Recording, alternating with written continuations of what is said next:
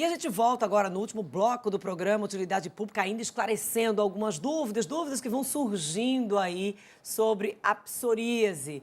Doutora Alessandra Guessi, aqui, dermatologista, dando essa mãozinha aqui pra gente, para quem está em casa, certeza. claro, tentando esclarecer essas dúvidas. A pessoa tem psoríase plantar, e aí passa ali o dia, sapato fechado. Isso pode piorar a psoríase em si, ou não, é apenas aquele incômodo? É um incômodo mais, né? Mas assim, o problema é a hidratação do pé. Então, a pessoa que passa o dia todo sem passar um hidratante vai piorar por conta disso, né? Mas assim, se a pessoa dá um tempinho, tira o sapato, porque a gente sabe que algumas profissões vão fazer com que você realmente tenha necessidade de usar o sapato fechado, né? Então, não tem como a gente pedir para todo mundo estar sem usá-lo. Então, na verdade, é mais a preocupação da hidratação no meio desse período. E aí, quando a gente está falando do cotovelo, você está trabalhando, ela está com o pé trancadinho no sapato, mas tem outras partes do corpo que a psoríase se manifesta.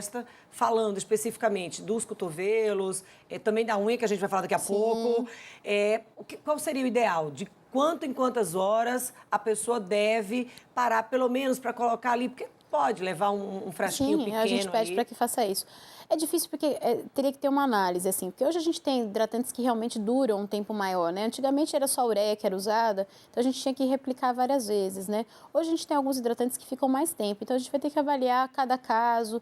Às vezes o paciente que tem um atrito, né, tem o hábito de ficar com o cotovelo na mesa, então é uma outra forma também que a gente tem que evitar para não piorar a lesão. Ou seja, vai ter que passar por uma avaliação. Sim, e não adianta, até né? para poder ter o diagnóstico de certeza, né? Não é porque muita gente, é o que eu falo, vai com o diagnóstico errado de psoríase.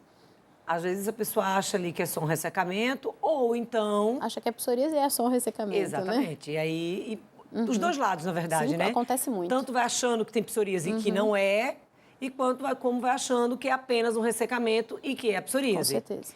Psoríase na unha. Existem casos isolados de psoríase que a gente só tem a lesão na unha, tá? Então é bem importante a pessoa, quando tem lesões na unha, realmente procurar um especialista, porque são lesões que podem confundir com uma micose, né? Então, às vezes, algumas lesões que são bem comuns, a gente chama de pitting ungueal, que são furinhos, é como se você tivesse com a unha furadinha. Isso é bem comum de acontecer quando tem o acometimento da unha na psoríase, né? Então, é bom estar fazendo essa avaliação, porque às vezes a pessoa está tratando como micose a vida toda e às vezes é uma psoríase. O tratamento é totalmente diferente. E aí incomoda? Esteticamente apenas incomoda. esteticamente, não há nenhuma acessibilidade. Mulher, por exemplo, pode ir à manicure, quando você fala psoríase na unha, claro, a mulherada está logo pensando, sim. Vou pintar, né? E agora, como é que vai ser? Pode fazer unha normalmente? A gente pede para que evite o trauma, né? Porque o trauma pode piorar, assim, da cutícula e tudo mais, mas pode. Agora, o ideal é que faça o tratamento, que é um tratamento difícil. Psoríase ungueal, que é da unha, é muito difícil de ter um tratamento efetivo. É mais longo também? Além de ser mais longo, o resultado é bem difícil de se conseguir. Então, quanto mais breve a gente fizer o diagnóstico, mais fácil a gente conseguir isso. E o próprio diagnóstico é difícil, porque primeiro a gente tem que descartar a possibilidade de fungo, para depois começar realmente a pensar no diagnóstico de psoríase. E que também não é contagioso? Não, a psoríase ungueal também, da unha também não é. A gente falando aqui em termos de hidratação, e aí vale para a unha também, a hidratação? A hidratação, aí a gente vai ter uma forma diferente, são alguns esmaltes que também vão ajudar a hidratar no final das contas. Mas quando você fala no couro cabeludo, aí como fazer isso, né? É difícil. O couro cabeludo a gente vai ter que usar medicações que diminuem o turnover, que a gente chama, que é a renovação da célula. Então, a gente vai diminuir essa renovação, porque aquela descamação que a gente está vendo é uma renovação muito rápida da pele. Então, a gente acaba diminuindo, porque a gente está o tempo todo descamando, sem saber, né? É tão lento que a gente não vê isso acontecer. Na psoríase, isso é acelerado. Então, você vê a pele sendo renovada, tá? Então, a gente vai usar essas medicações mais do que a própria hidratação no couro cabeludo. Mas de todos esses questionamentos, doutora Alessandra, o mais comum que a gente precisa descartar, que chega lá no consultório, de fato, é a dúvida: pega? Não pega. Isso é uma coisa que é a primeira frase.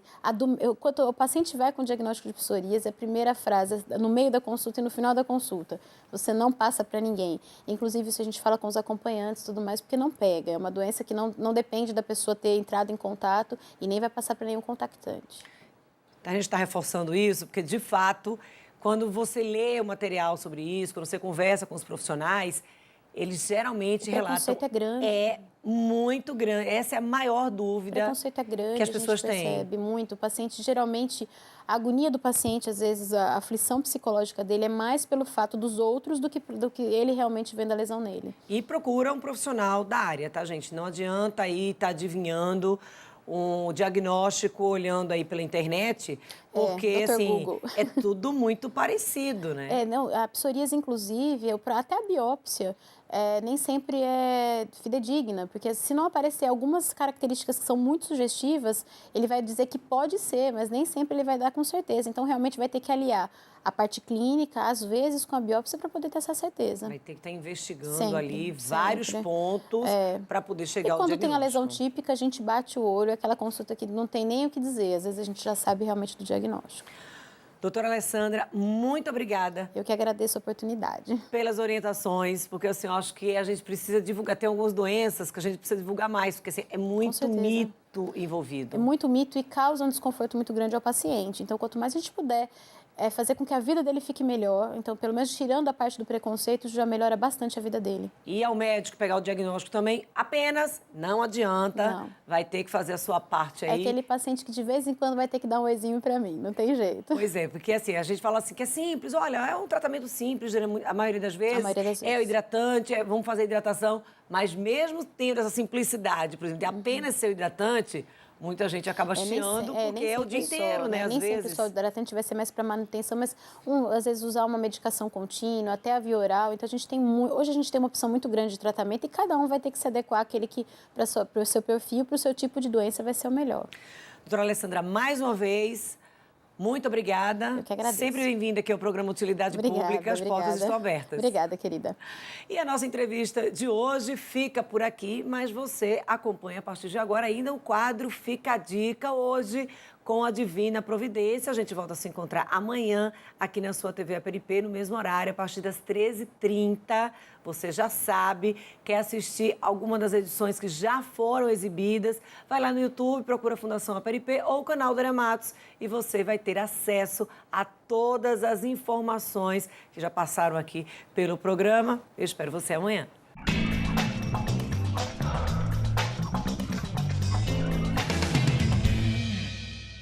Olá, meu nome é Priscila Randal, sou personal organizer na Divina Providência e venho mais uma vez fazer uma dica para você, dona de casa, para ajudar no seu dia a dia. A dica de hoje é como desentupir vaso sanitário. Tenho certeza que você está aí pensando que já passou por uma situação dessa, não é? Então, esse é o terror de muitas pessoas que, quando tem algum problema que entope o vaso sanitário, não sabe o que fazer. Ou chama alguma empresa especializada, ou jogam vários produtos químicos, né, dentro do vaso sanitário e muitas vezes não resolve. E a dica de hoje é super simples, prática e com coisas que você tem na sua casa. Então, o funcionamento desse desentupimento vai ser por pressão. E a gente vai mostrar agora como. Vamos lá? Então, você vai pegar várias folhas de jornal, né? Vai abrir essas folhas. Aqui tem em média umas 5, 6 folhas de jornal já é o suficiente. Então, você vem no seu vaso sanitário, abre a tampa e coloca as folhas de jornal. Então, coloca bem rentezinho. Então, o que a gente indica? Para ajudar aqui na fixação desse jornal, a gente usa as fitas adesivas. Então, você pode usar as fitas para aderir melhor esse jornal. Pronto, depois da gente colocar todo aqui o jornal, prender com fita crepe, essa fita crepe serve, ou aqui que é durex, somente para ficar mais vedado o jornal, porque o que a gente vai utilizar é a pressão daqui que vai formar. Depois disso, a gente só vai fechar a tampa, sentar para criar uma adesão maior e dar descarga. O que vai acontecer? Todo o resíduo que tiver dentro do vaso sanitário entupido, na hora que tiver o jornal, vai criar um vácuo. E esse vácuo, na hora que você dá a descarga, faz que toda essa sucção venha com mais força e mais pressão e que elimine todo esse resíduo que está entupido, que vá pelo ralo.